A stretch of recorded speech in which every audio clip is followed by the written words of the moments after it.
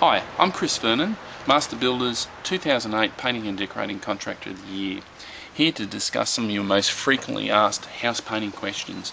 And a question that I'm asked quite frequently is, do I really need to hire a professional house painter, or can I do the work myself? Look, painting a house can be an extremely rewarding process if you have the necessary time and skills.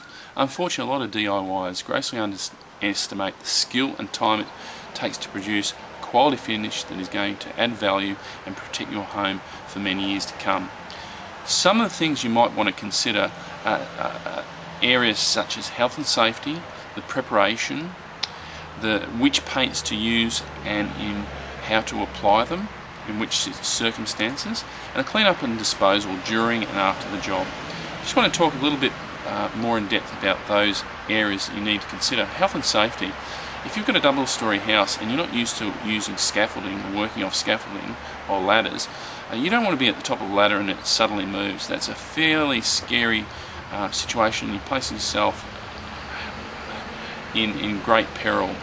The other health and safety issue you want to consider is that different paints are made up of different components. Some are solvent-based, which require considerable care in handling them and use of safety equipment so that you don't contaminate the surrounding area and yourself.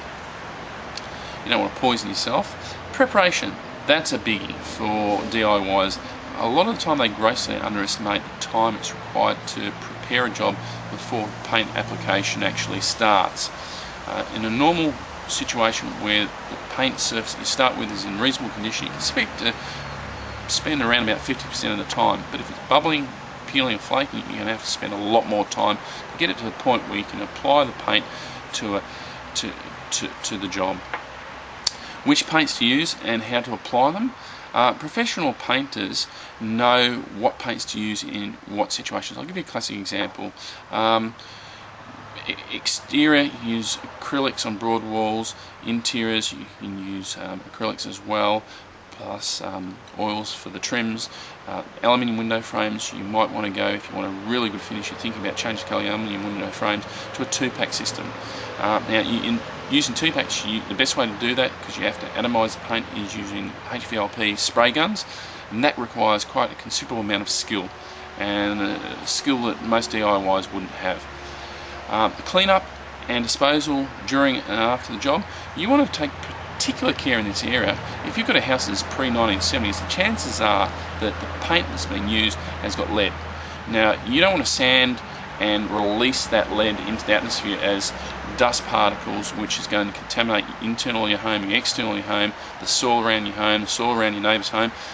Just think, next door neighbour's wife's pregnant, little kids, and you give them lead poisoning. Not a good scenario. So they're just a couple of the elements you want to consider when deciding whether you paint your house yourself or you get a professional house painter in. Hopefully they've helped. My name's Chris Vernon. Bye for now.